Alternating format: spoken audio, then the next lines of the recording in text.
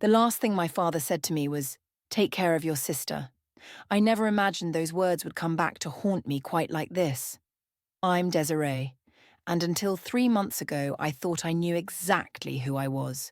The responsible older sister, the one who always did the right thing. Now, I'm not so sure anymore. "You look tired," Nancy said, sliding a steaming latte across my kitchen table. "When was the last time you actually slept?" I shrugged, wrapping my hands around the warm cup. "Sleep's overrated when you're trying to figure out how to make rent next month." "Still nothing from the inheritance?" The word made my stomach clench. "According to Ainsley, Dad left everything to her. Everything." I took a sip of coffee, letting the bitter taste match my mood. "She showed up at my apartment last week in her new Mercedes, talking about her dream wedding like nothing was wrong. That doesn't sound like your father at all." Nancy frowned, leaning forward.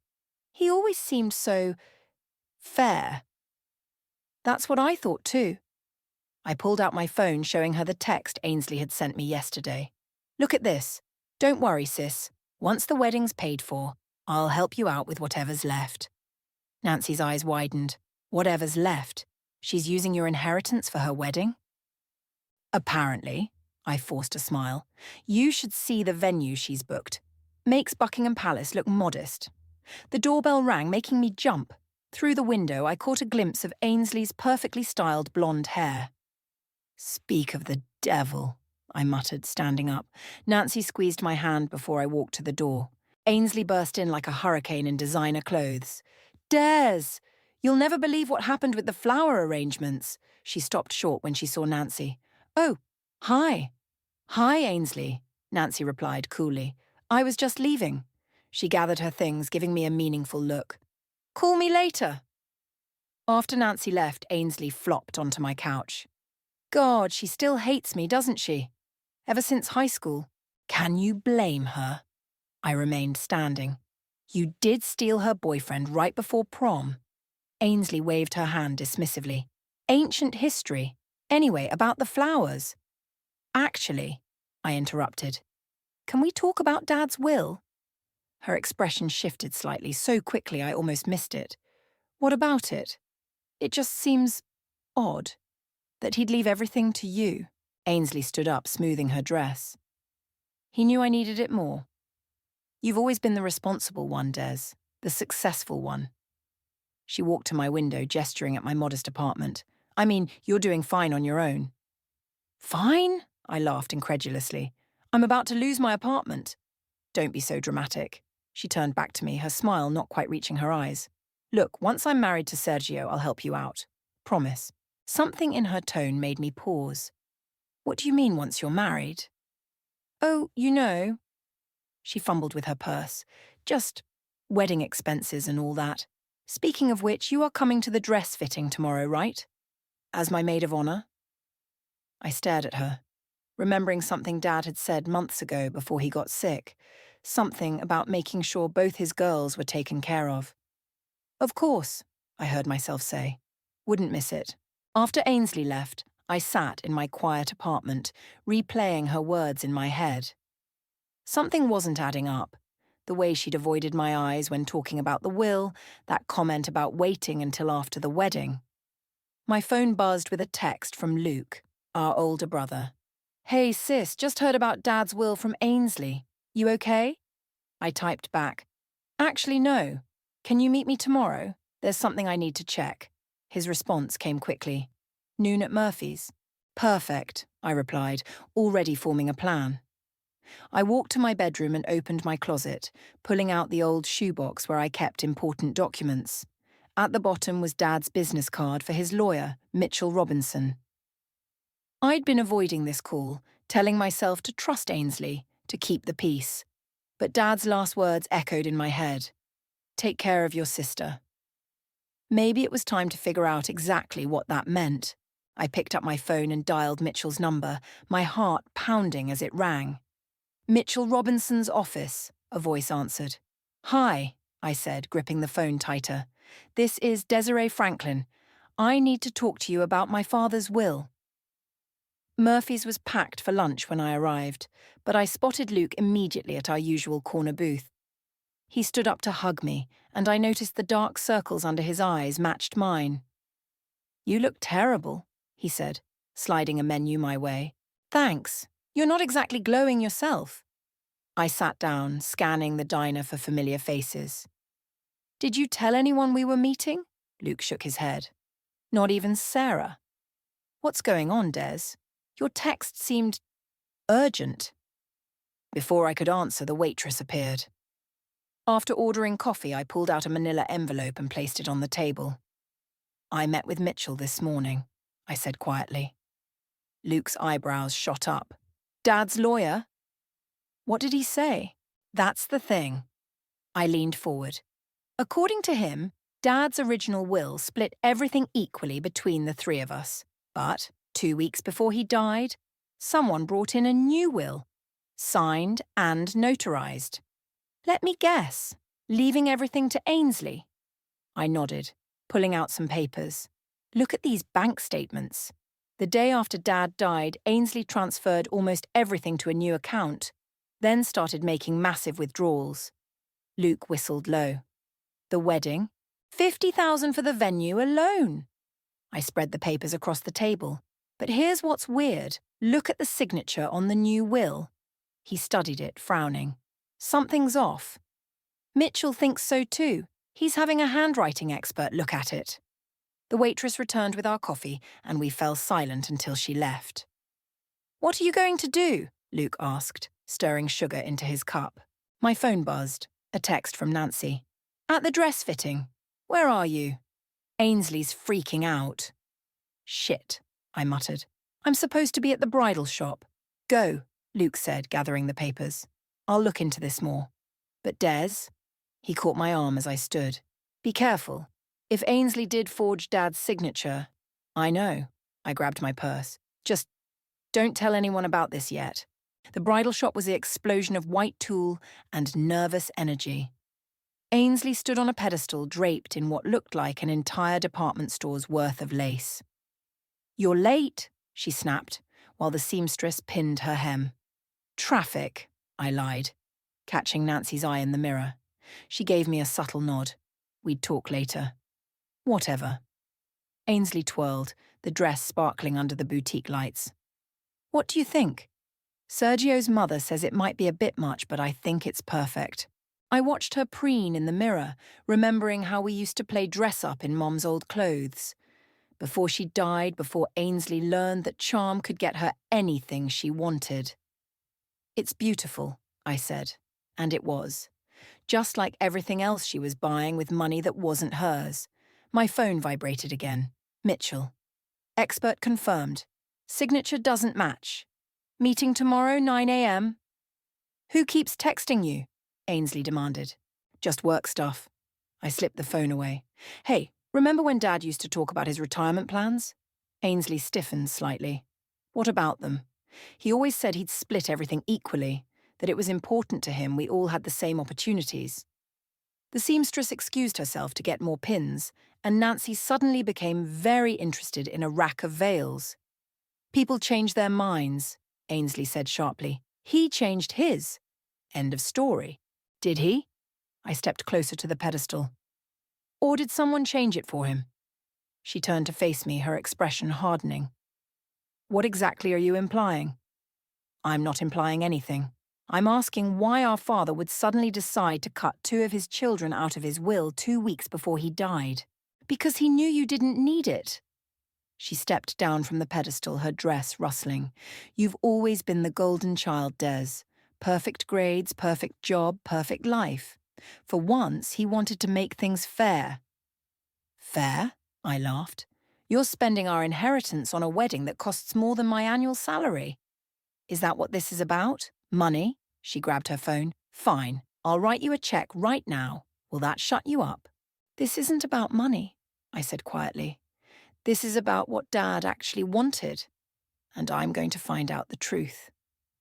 Ainsley's face went pale. "Get out." "Gladly." I turned to leave, then stopped.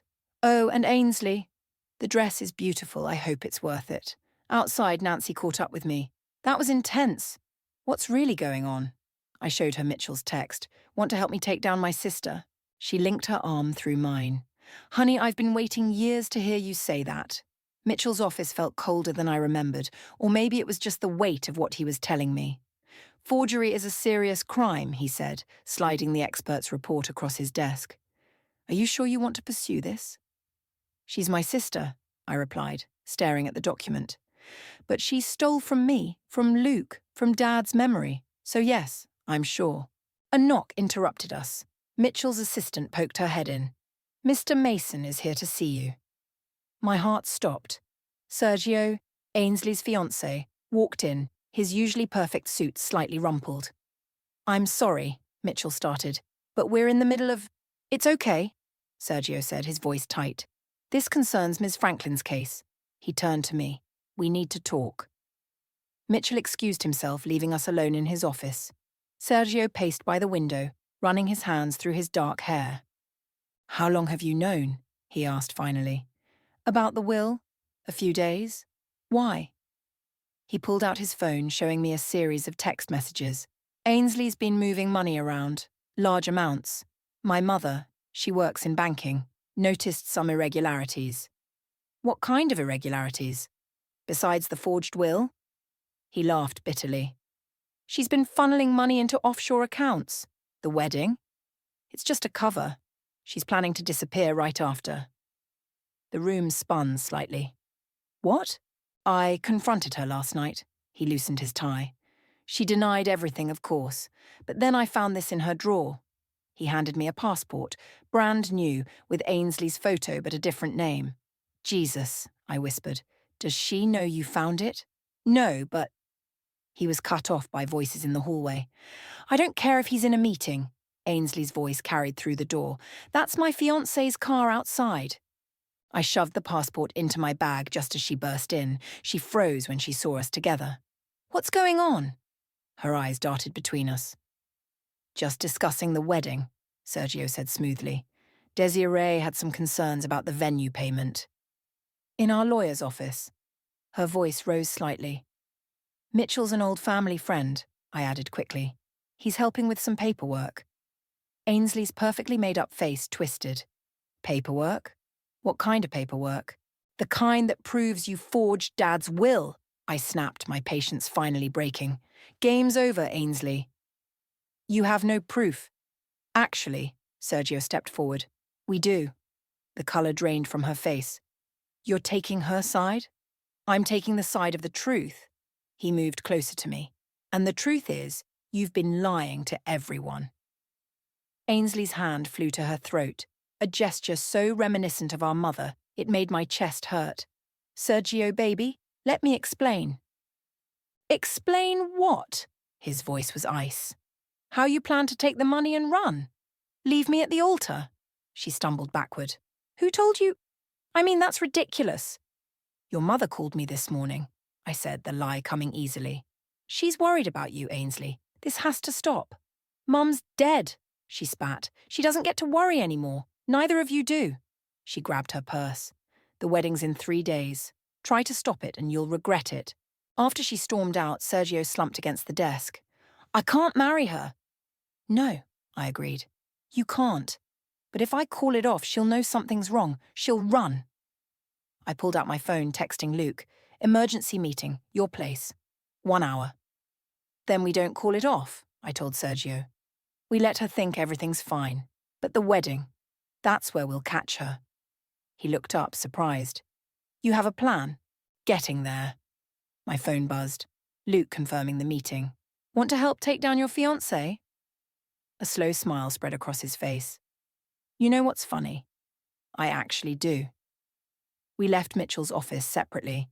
As I waited for my Uber, another text came through from an unknown number. Heard you're causing trouble. Back off. Or those parking tickets won't be your only legal problem. I showed the text to Nancy when I got to Luke's place. She whistled. Looks like big sister's gloves are coming off. Good, I said, watching Sergio pace Luke's living room. Because mine are too. Luke brought out coffee and his laptop. Okay, sis. What's the plan? I looked at our unlikely alliance. my brother, my best friend, and my sister's fiancé, and smiled. We're going to give Ainsley exactly the wedding she deserves.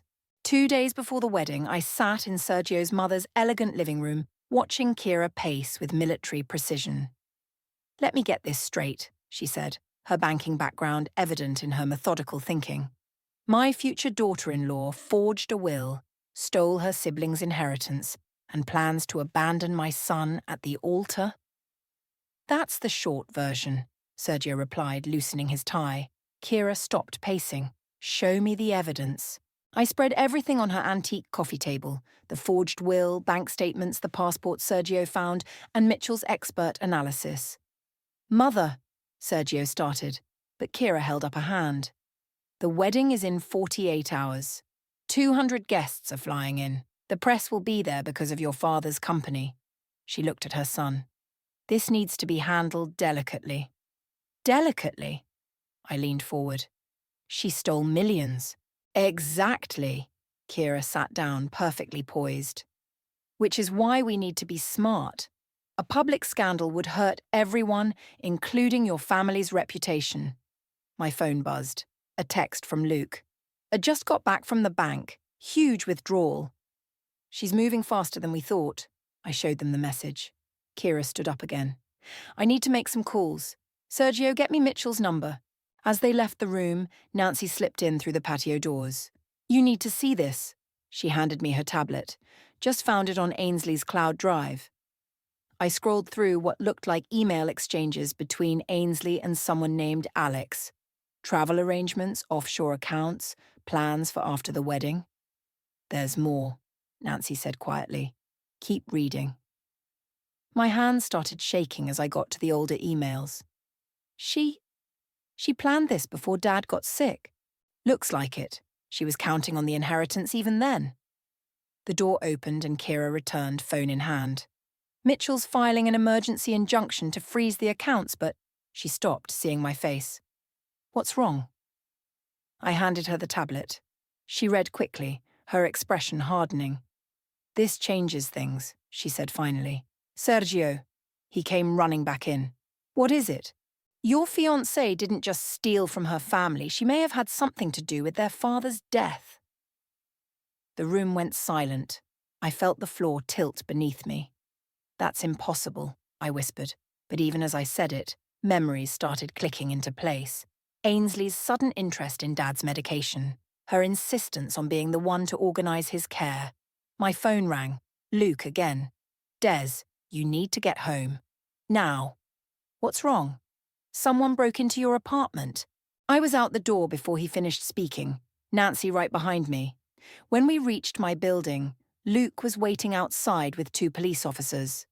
"Nothing was taken," he said as we rushed upstairs. "But..." My apartment was a mess, but not a random one. Every drawer was pulled out, every file scattered. On my kitchen wall, written in what looked like red lipstick, "Back off." "Classic intimidation tactic," one officer said, taking photos. "Do you know who might have done this?" I caught Luke's eye. We both knew, but without proof. "I'll need to file a report," I said instead. After the police left, Luke, Nancy, and I sat among the chaos of my apartment. "She's desperate," Nancy said, helping me pick up scattered papers. "This proves it." "She's dangerous," Luke corrected. "Maybe we should stop." "No." I stood up, finding Dad's photo among the mess. His smile so similar to Ainsley's, but genuine, warm. "She doesn't get to win. Not after this." My phone buzzed again. "Sergio. Mother has a plan. Meeting tonight at 8. Bring everything." I showed the others the text. "You in?" Nancy squeezed my hand. "Always." Luke sighed but nodded. "Someone has to keep you from doing anything too crazy." That evening, we gathered in Kira's study. Me, Luke, Nancy, Sergio, Kira, and Mitchell. 6 people against my sister's carefully constructed house of cards. "The wedding is tomorrow," Kira said, spreading blueprints of the venue across her desk. "Everything needs to be perfect, until it isn't." Mitchell adjusted his glasses. "The police are ready. They just need our signal." "And the evidence?" "All here." He patted his briefcase. including those emails. I looked around at these people who were risking so much to help me. Thank you, all of you. Kira's smile was sharp. Save your thanks for tomorrow, dear. We're about to give your sister a wedding she'll never forget. As we finalized the details, my phone lit up with a text from Ainsley. Can't wait to share my special day with you, sis. Sleep well. I texted back. Wouldn't miss it for the world. The bridal suite buzzed with nervous energy as makeup artists and hairstylists fluttered around Ainsley. She sat in front of a massive mirror, looking every bit the perfect bride. Your turn, Des, she called out, patting the chair next to her. Can't have my maid of honor looking anything less than perfect. I caught Nancy's eye in the mirror as I sat down. She gave a subtle nod. Everything was in place. You seem calm, I said to Ainsley while a stylist started on my hair. Why wouldn't I be? She smiled, but her fingers kept fidgeting with her diamond bracelet. It's my perfect day. My phone buzzed. Luke. Police are here. Undercover.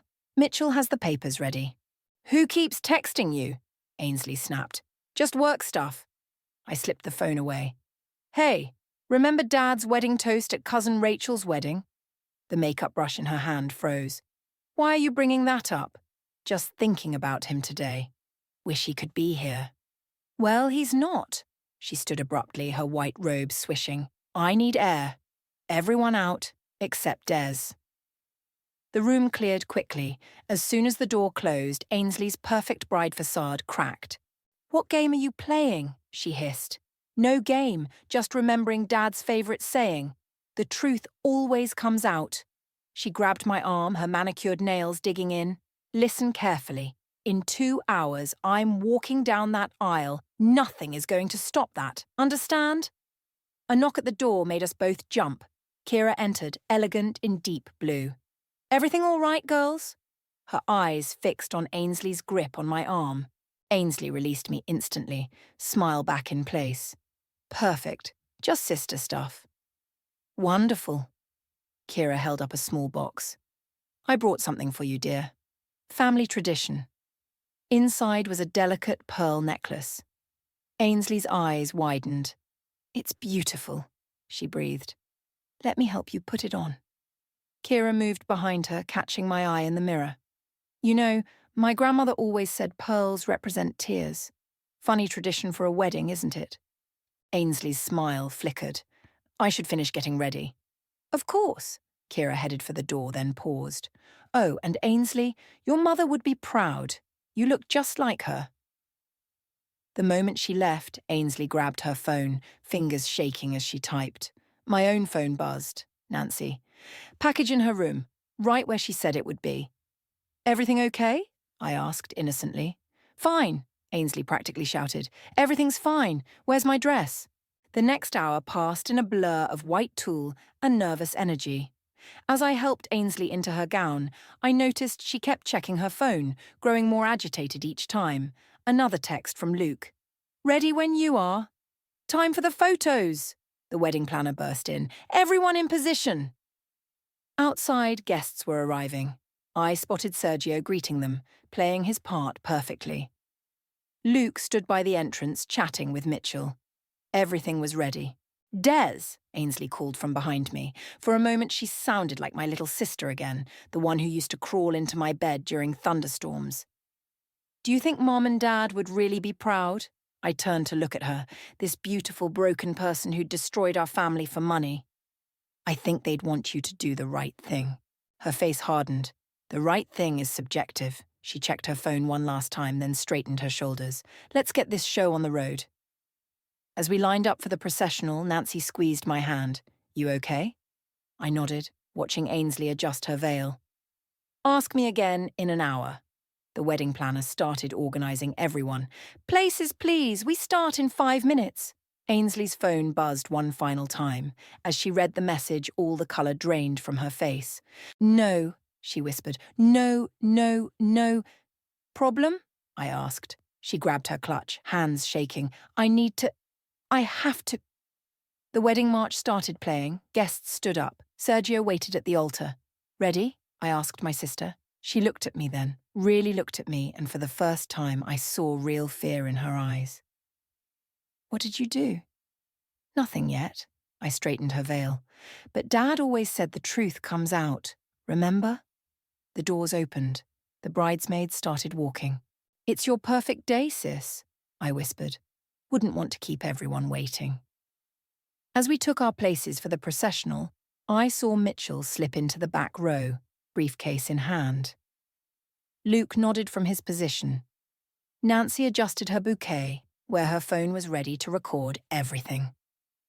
The wedding march reached its crescendo. All eyes turned to the bride. Ainsley took her first step down the aisle, clutching her bouquet like a lifeline, unaware that her perfect day was about to become her worst nightmare. The string quartet played softly as Ainsley floated down the aisle, every eye in the cathedral fixed on her. She looked perfect, too perfect, like a porcelain doll about to shatter. The minister began his speech about love and trust, but I barely heard him. I was watching Sergio, waiting for our signal.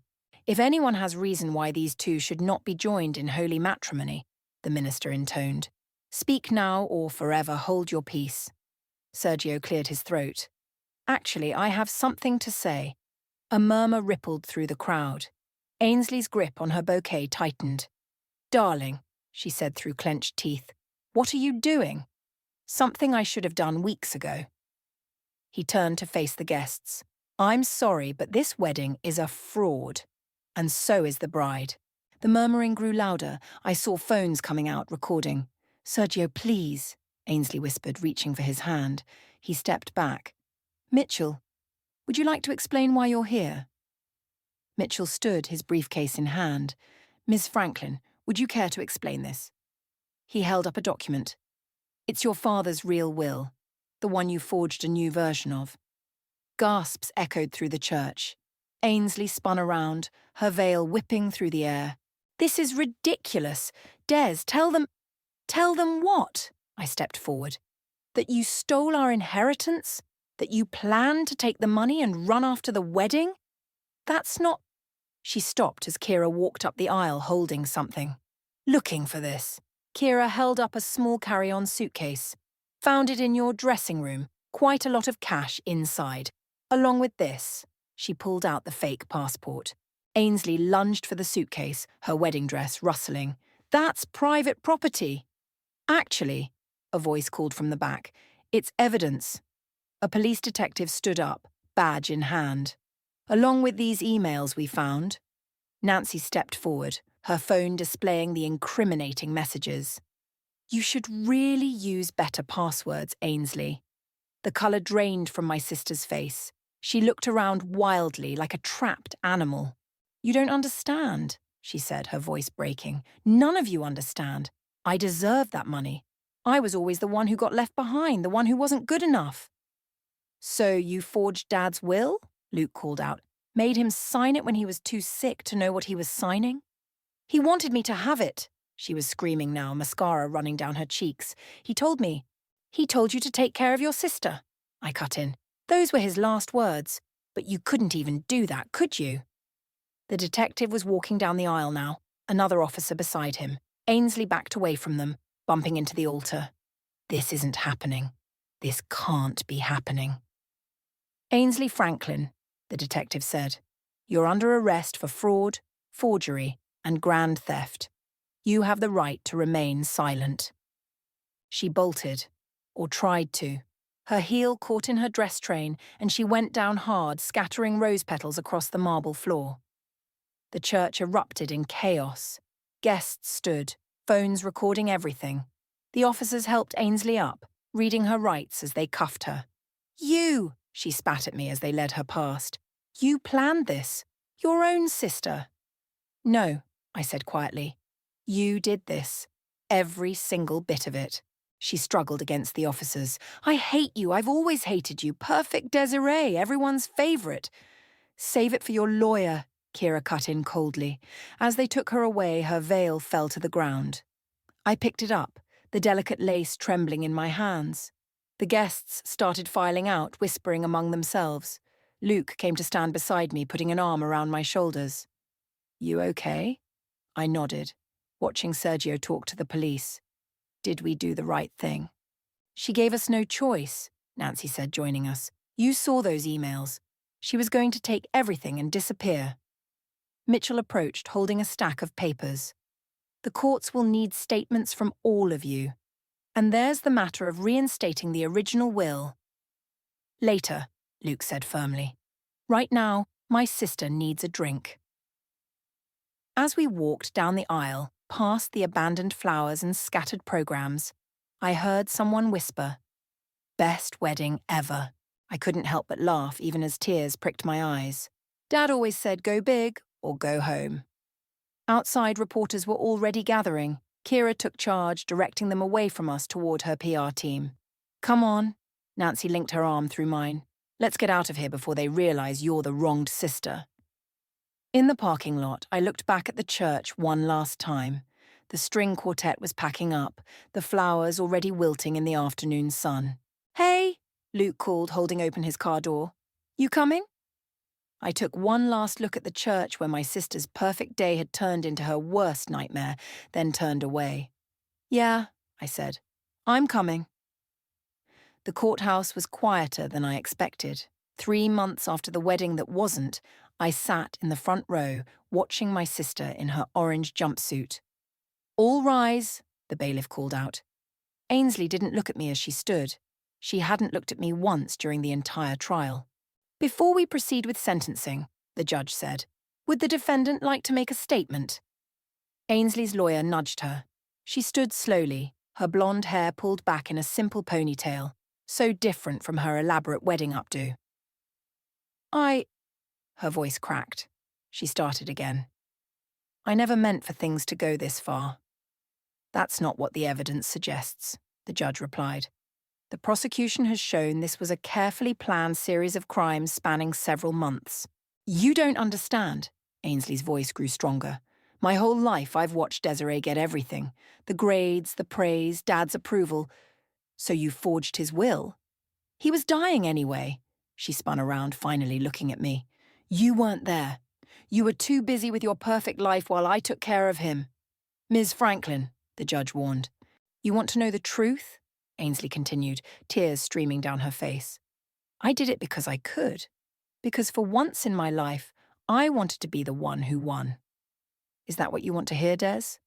Nancy squeezed my hand as I stood up. Your Honour, I said. May I speak? The judge nodded. Ainsley, I turned to my sister. Do you remember when Mum died? You were 12. You crawled into my bed every night for months. Don't, she whispered. You said you were scared of being alone, and I promised you'd never be alone, that we'd always have each other's backs. Stop it. But somewhere along the way, you decided that wasn't enough, that love wasn't enough, that you needed to win, even if it meant destroying our family. You don't know what it's like, she shouted, living in your shadow. No, I agreed, but I know what it's like to lose my sister. And that hurts more than any amount of money you stole. The judge cleared his throat. If there are no further statements, I'm ready to proceed with sentencing. What happened next seemed to move in slow motion. The judge's words echoed through the courtroom. 5 years in state prison, restitution of all stolen funds, possibility of parole after 3 years with good behaviour. Ainsley collapsed into her chair. Her lawyer patted her shoulder awkwardly. As the bailiff led her away, she stopped briefly beside me. I really did love you once, she whispered. I still love you, I replied. That's the difference between us. Outside the courthouse, reporters swarmed us. Luke pushed through them, creating a path to the car where Sergio waited. How does it feel to see justice served? Someone shouted. Will you press additional charges? What about the wedding expenses? Kiera appeared suddenly, her PR team in tow. The family has no comment at this time. Please respect their privacy. In the car, Sergio handed me a tissue. You okay? Ask me tomorrow. I looked at the manila envelope in my lap. Dad's original will, finally executed properly. What about you? He smiled sadly. I'm selling the ring, donating the money to fraud prevention charities. Speaking of money, Mitchell said from the front seat, we need to discuss what you want to do with the estate. I opened the envelope. looking at the figures that had caused so much damage. Actually, I have an idea about that. Later that evening, we gathered at Luke's place, the same group that had planned Ainsley's downfall, now planning something very different. A foundation, Nancy read over the proposal I'd drafted. For women in financial crisis, I explained. Legal aid, financial literacy, emergency assistance, everything I wished I'd had when this started. Dad would have loved that, Luke said quietly. What are you going to call it? Kira asked. I thought about Mom, about Dad, about the little girl Ainsley used to be. Second chances. Perfect, Sergio raised his glass. 2 second chances. As everyone clinked glasses, my phone buzzed. A message from an unknown number. Package arrived for you at the prison. From your sister. Inside was a single sheet of paper, covered in Ainsley's familiar handwriting. Des, I'm sorry. Not just for the money. For everything. You were right. Love should have been enough. Maybe someday I'll figure out why it wasn't. Hey, Nancy peered over my shoulder. You okay? I folded the note carefully, tucking it away. Ask me in 5 years. When she gets out? Yeah. I looked around at my chosen family, the people who'd helped me through the darkest days. Maybe by then we'll both be ready for a second chance. Luke raised his glass again. To family, the ones we're born with and the ones we choose. To family, we echoed, and I felt something inside me finally begin to heal. The autumn breeze rustled through the cemetery as I placed fresh flowers on Dad's grave. The sound of footsteps behind me made me turn. I wasn't sure you'd come, I said. Ainsley stood there in simple jeans and a sweater, her blonde hair shorter now, less perfect. Prison had changed her in subtle ways. I almost didn't. She knelt beside me, touching the headstone. First time I've been here since... I know. We sat in silence, watching leaves dance across the grass. The foundation's doing well, I said finally. We just opened our 3rd office. I saw the article. She plucked at the grass. Nancy sent me the clipping. She writes to me sometimes. That was news to me. What else does she write about? Luke's baby. Sergio's engagement. You. She looked up. Why didn't you tell me you were using my wedding venue as the foundation's headquarters? Wasn't sure how you'd feel about it. She laughed.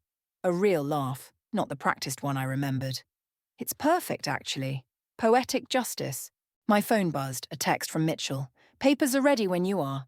That's why I'm really here, Ainsley said, catching my expression. The restitution papers. I pulled the envelope from my bag. You don't have to sign them. The parole board already approved your release. I want to. She took the papers, scanning them quickly. Using my share of Dad's inheritance to fund the foundation, it feels right. You could keep it. Start over somewhere. She shook her head. I need to fix what I broke. Or at least try. I handed her a pen. She signed quickly, then handed everything back. So what now? I asked. Now? She stood up, brushing grass from her jeans. Now I get a job. A real one. Luke offered me a position at his company. Entry level, minimum wage. Really? He said everyone deserves a second chance, even little sisters who screw up spectacularly. I smiled, remembering our foundation's name. He's right. Des? Her voice wavered slightly. That day in court, when you said you still loved me, did you mean it? Instead of answering, I reached into my bag and pulled out an old photo album. Remember this? She sat back down, opening it carefully. Inside were pictures of us as kids, birthday parties, dance recitals, family vacations. Mum's camera, she whispered. You kept it? Look at the last page. She turned to find a recent photo, Nancy's birthday party last week. Luke was there with his wife and baby, Sergio and his new fiancée, Kira, and several women from the foundation. There's an empty chair, she noted. We always leave one, just in case. Her fingers traced the empty seat. You really never gave up on me, did you? You're my sister. That doesn't change, even when everything else does. She closed the album, wiping her eyes. I don't deserve you. Probably not, I agreed, making her laugh through her tears. But family isn't about deserving, it's about choosing to stay even when it's hard. Standing up, I held out my hand. Come on. Nancy's making dinner. That empty chair's waiting. She hesitated. Everyone will be there. Everyone who matters. What if they hate me? They might, I admitted. For a while. But they also might surprise you. They surprised me. She took my hand, letting me pull her up. As we walked to the car, she stopped suddenly. I never asked, what happened to my wedding dress? Donated it to a women's shelter. They cut it up and made christening gowns for babies. She smiled. Perfect. One last thing. She turned back to Dad's grave. I'm sorry, Daddy, for everything. I'm trying to be better. The breeze picked up, scattering leaves around us like confetti, nature's gentler version of that dramatic wedding day. My phone buzzed again. Nancy. Dinner's ready. Is she coming? I looked at Ainsley questioningly. She nodded. We're on our way, I texted back. As we drove through the familiar streets, Ainsley fiddled with her seatbelt. Tell me something good, she said quietly. The foundation helped its 1,000th client last week. A woman named Sarah. She reminded me of you, actually. Yeah. Smart, determined. Made some mistakes but wasn't ready to let them define her. Ainsley smiled, watching the city pass by. Sounds like there's hope for all of us then. There always was, I said, turning onto Nancy's street. You just had to want it badly enough. We pulled up to the house, warm light spilling from the windows, voices and laughter drifting out. Ready? I asked. Ainsley squared her shoulders, echoing words from a different time, a different person. Ask me tomorrow. But this time, when she smiled, it reached her eyes.